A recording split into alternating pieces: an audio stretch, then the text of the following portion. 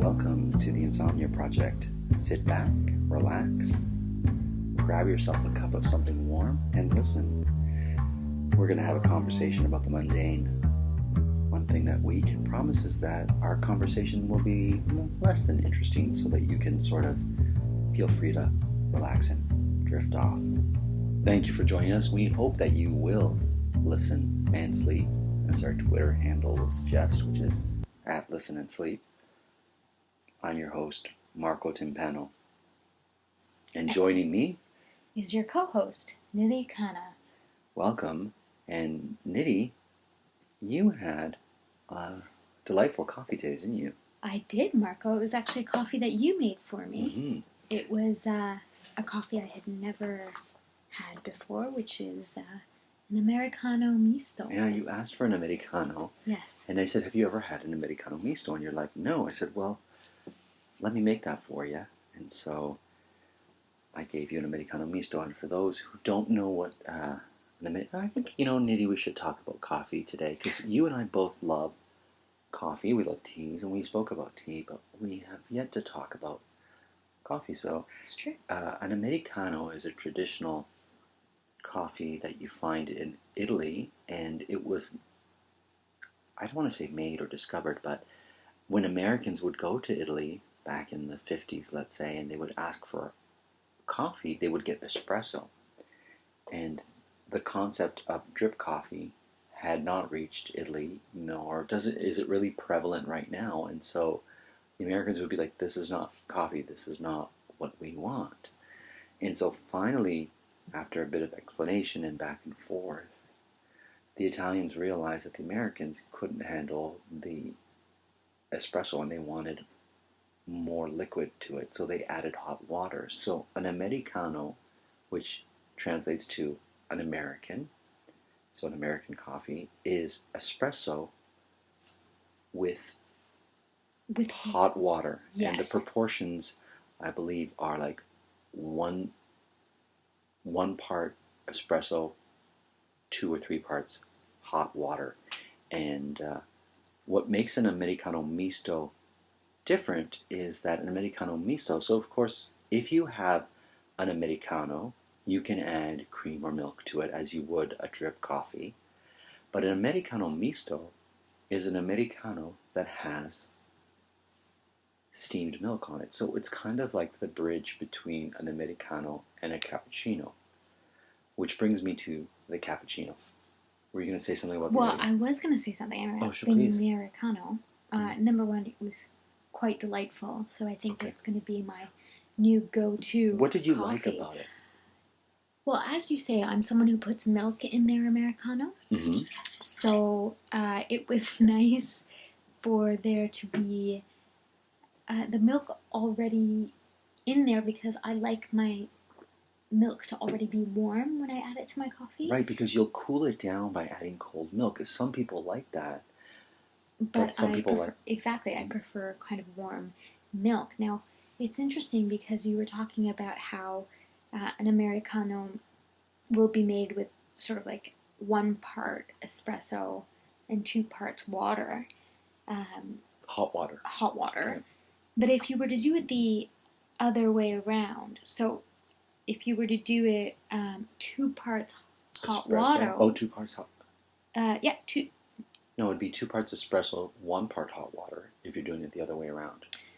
Interesting. So, I'm looking at this infographic here, and if you put the espresso in before the hot water... Oh, I see. It's an Americano. Right. If you put the hot water and then the espresso, it's called a long black. I see. So, it's just when you put the coffee into the hot water. Correct. Oh, that's interesting. See, I didn't know. I wonder if there's a difference in taste. I don't know. I don't know. That's a great question. I know that, a cappuccino in Italy should not be consumed after 12 o'clock noon. I don't know if you know that, Nidhi. I do, because when I was living in Italy, it was one of those things that we were told would be to not order a caffè latte or a cappuccino at the coffee bar, after breakfast because you'd be laughed out of town, essentially. Yeah, because basically it is a breakfast drink. So the concept of it, in North America, you can have a cappuccino or a latte anytime you want, but in Italy, it's a breakfast drink. So after 12 noon, they put away all the sort of bulky milk stuff that they would use for the cappuccino. And so what happens is, Nidhi, is that um, in Italy you have it for breakfast. So it would be, and I explained to people, they're like, but I love my cappuccino after dinner. And I said the equivalent in North America would be is if you had, let's say, a steak dinner with a salad and a dessert, and then you asked for a bowl of cornflakes. So imagine how the waiter would feel if after your entire dinner you asked for something that was a breakfast item. So, if you had your steak and you say, I'll have a bowl. So that's kind of the equivalent. It's a breakfast drink. It's not something you have any time of the day. Which is interesting because I've always grown up on, if you can't fall asleep or if you're feeling a little restless at night, a cup of hot milk is a good thing to have with that. So a cup of hot milk with like honey or something is a good sleep time, bedtime drink. Sure. So the milk component, I think, it's interesting because I do associate that for consumption at any time. However, I can see how something that heavy at the end of a meal would seem like it is counteracting everything else in the meal. It's interesting because a cappuccino, as you know, Marco, is made out of espresso, steamed milk, and then foam on top. I, however, don't really enjoy foam on top of my coffee. So why is that? There's a lot of people who don't like the foam. I don't know. I just find it doesn't taste well. Okay. I don't know. It ruins the coffee for me. See, and I find it delightful. Really? Yeah. And actually, a cappuccino in Italian actually means a hood. So that's where you get, I don't know if you've ever heard of the Capuchin monks. They have a distinctive hood, or the Capuchin monkey, that its crown has sort of like a distinctive color or something. So cappuccino means hood, like Little Red Riding Hood. In Italian, it's cappuccino rosso, red hood. So your cappuccino should have a bit of a little hood to it, or a little bit of a topping to it, and it gives that impression. So I'm going to ask you a question about cappuccino foam, but before we go there, it's quite a controversial topic we're talking about here, isn't it? I actually go for, if I'm going to have a heavily milk-based coffee, is that I would go for the cafe latte, as opposed to the cappuccino, because I find the milk is hotter, because I think they scald it rather than just steam it. Okay. And there's also no foam on top, usually. I guess it really depends on how the barista makes it, but I find that it has less foam. And then there's the ever controversial flat white. Right. It's so funny because, coffee culture has exploded in North America over the last, say, 10 years, where you're seeing all these different types of coffee and different terms for coffee. And for those of us who enjoy coffee, I'm still running into like weird things I've never heard of, like a cafe breve, which we'll talk about in a moment as well. But before we get to the flat white, I'm just going to review a couple of the classic Italian coffees so we can go from there. So you've got the espresso. It's a little shot of espresso coffee. And then you have the espresso macchiato. And macchiato means marked. So an espresso macchiato is marked with a little bit of steamed milk. A dash. A dash. So what would be the proportions there, would you say? It'd be like an ounce of... it'd be an ounce of espresso. Right. And then a little, kind of like a pinch or a dash. A dollop, if you will, of steamed milk or foam. There you go. So that's an espresso macchiato. then you have the cappuccino, which we just talked about, and the proper proportions for an Italian cappuccino are very specific, Nidhi, because you go to these places like Starbucks and all these other places, and they've, for lack of a better word, bastardized what the traditional coffee or cappuccino or whatnot is to their proportions, which are out of whack to the classic. So the proportions of a cappuccino, a proper cappuccino, would be 2 ounces of espresso, mhm. 2 ounces of steamed milk, and then 2 ounces of foam. And what's interesting about that is when you give a North American a proper cappuccino, they'll often look at it as if, where's the cappuccino? There's almost nothing here. But that's the proper proportions of a cappuccino. Then from cappuccino we go to latte macchiato, and it's kind of the opposite of an espresso macchiato. So whereas an espresso is marked with a bit of, or a dollop of steamed milk, latte macchiato is milk that's been marked with a bit of espresso. So it's more milk than espresso, and that is sometimes called a caffè latte as well. So there we go. And then you have a whole bunch of different terms like the lungo, which would be a longer espresso, doppio, which is a double espresso. Doppio means double in Italian. Corto, a short. Have you ever had an espresso corretto, maybe? I have not. What is that? Okay, so I will make one for us after the show because it's probably best we don't drink while we podcast. But what it is a espresso with a little bit of a shot of liquor in it. And traditionally speaking, my kind of espresso. Depending where you are in Italy, you will get different alcohol in there. So if you're in the northern part of Italy, you'd most likely get grappa. If you're in parts of the south, you will get sambuca. So you'll have a bit of a licorice flavor.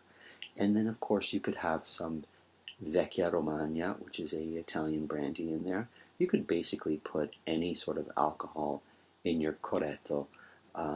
So I will make us a beautiful. I've had corretto with Bailey's Irish Cream, and it is delightful. So you and I, at the end of this podcast, are going to have ourselves a corretto, just so for scientific research. Of course, I think that that's fair.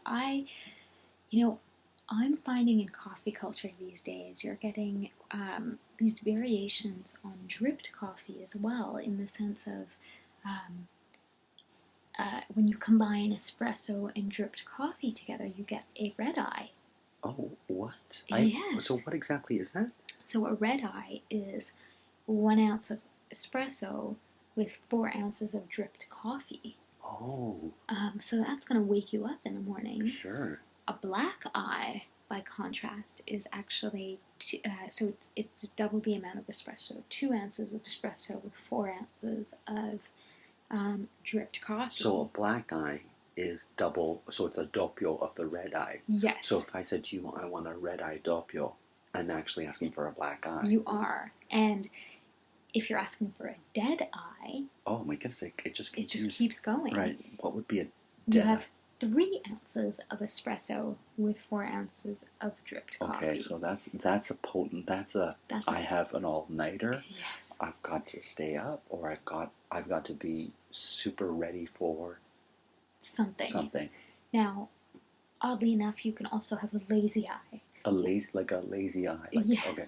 Which is an interesting one because I'm not quite sure I understand in what circumstance you would have it, because it is 2 ounces of espresso with 4 ounces of decaffeinated coffee. Okay. So that makes, as far as its name, lazy. Yep. Sure. Yep. There you go. But before we got into this eye coffee, Nidhi, you were going to talk about the controversial flat white. I was, because a flat white, Marco, is... if I'm not mistaken, it's an Australian take on a classic, I want to say cappuccino, but I could be wrong. It's kind of like halfway between a cappuccino and a latte. Okay. So it is 2 ounces of espresso with 4 ounces of steamed milk. And no foam. No That's one of the foam. classic things. That's why it's flat. Whereas a cappuccino has a bit of a dome or should have a hood, like its name would suggest. The flat white is flat and white. How do you feel about that? I mean,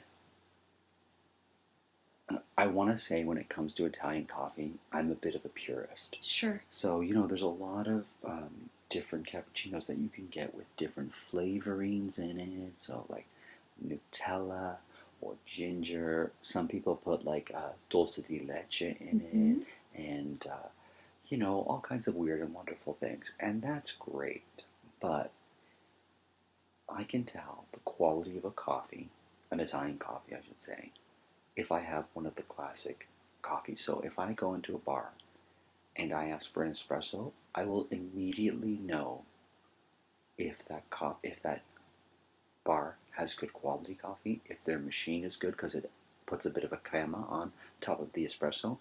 And for me, Nidhi, the crema on the espresso is key. I like to have crema on my espresso, and if I don't have it, it indicates to me that the espresso sat too long before it was brought to me, and so it dissipated, or that the machine needs some sort of calibration because it's not giving me the crema. Interesting. And now to describe the crema, it is the cream.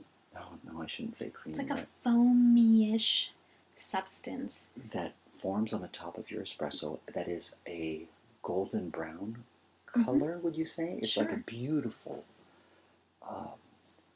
beigey kind of tan, a dark tan color. It's almost like the milk has been, it's not milk though, but it's almost like the coffee has been caramelized on the top, and this foam has come out, and it's the color of that caramelization. And one of my joys is when you take sugar and you put it on the espresso and the sugar stays on the top for a little bit because the crema is so thick that the sugar hasn't had time to sink to the bottom. Do you take sugar in your coffee, Nidhi? I don't. I used to.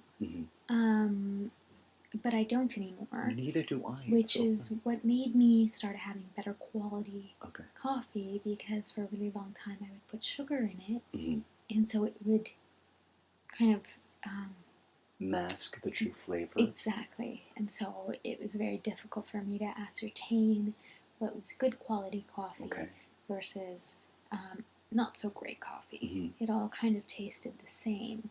However, now it is definitely discernible to me. How do you feel about drip coffee, Marco?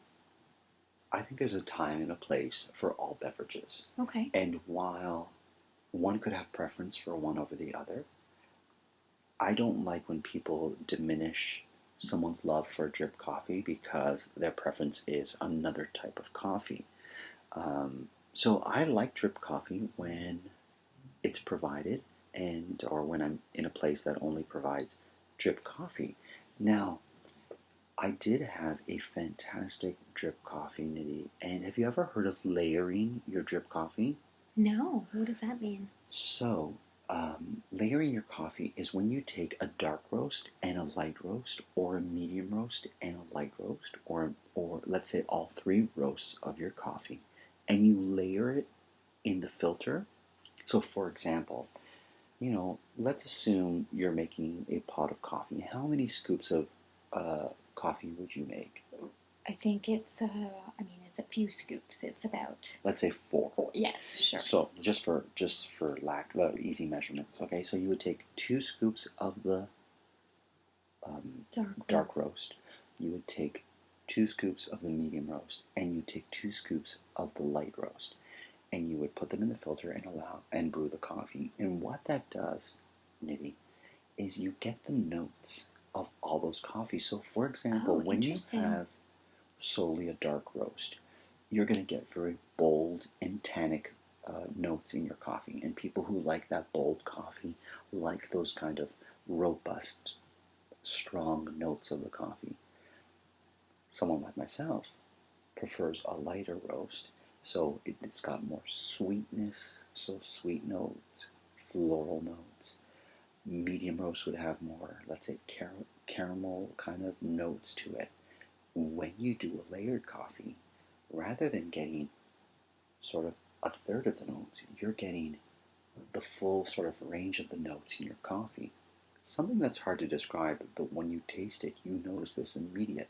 So for someone like myself, who prefers a light roast, I would do, in assuming the 4 scoop scenario we did. 6 scoops. Oh, sorry, Sid, thank you. No 6. I would do 3 scoops of the light, 2 scoops of the medium, and then 1 scoop of the bold. Sure. And that would give me the notes that would really make my drip coffee taste wonderful. Wow, that sounds great, Marco. Yeah. I have never thought about doing that. I've had a few exotic coffees in my day. And I say that because that sounds, what you just described in terms of layering the coffee sounds like the most exotic form of drip coffee that you can get in terms of style. But in my day, I've had a few exotic coffees. One of the most exotic that I have had has actually been Turkish coffee. I love Turkish coffee. Tell me about it. Well, Turkish coffee is quite a strong coffee. It is, it's almost like espresso, but even darker and has more of a sugary type of taste to it. Sure. It's almost like the coffee has been burnt in a way. And it's ground, and the grounds actually stay in your cup. And so you have to, much like the Greek coffee, tend to your coffee and let it settle. So when someone serves you a Turkish or Greek coffee, you can't drink it right away because you'll drink a mouthful of grounds.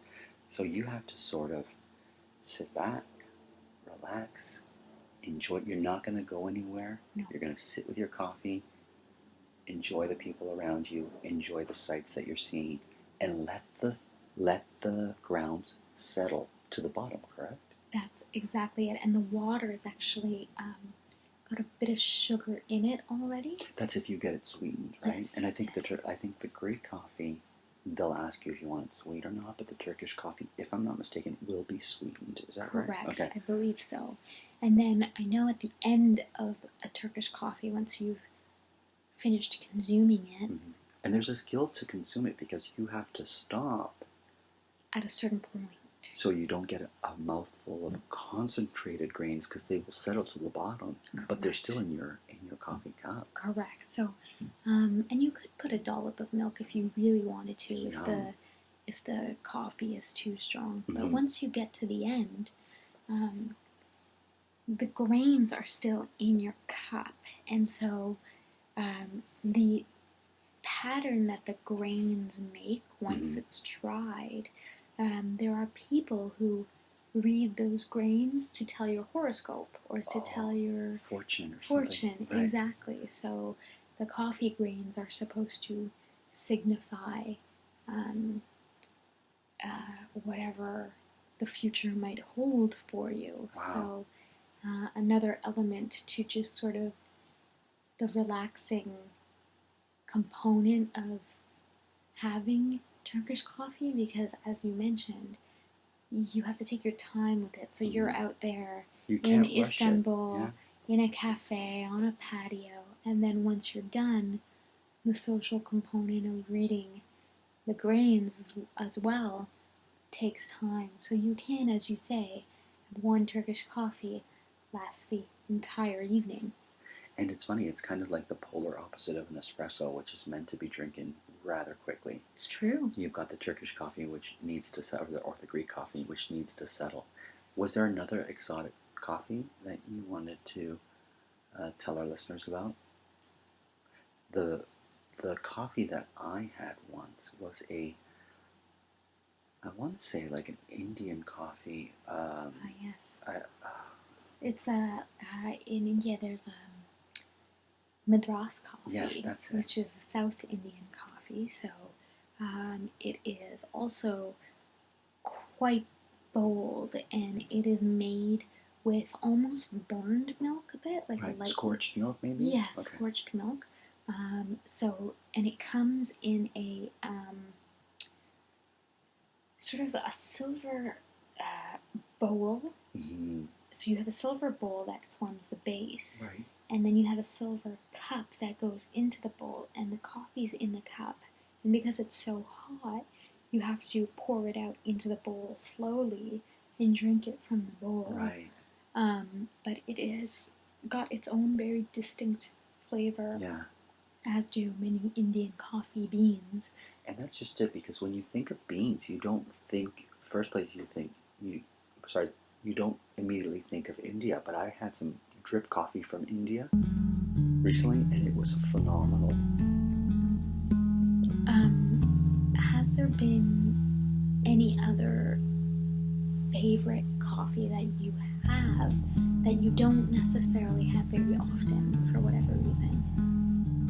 I think it's probably cafe con panna with whipped cream right on top. Oh, that's beautiful. So there you go. So on that note, I'm gonna go make us a espresso corretto, and we're gonna say have a pleasant day, evening, and cup of coffee.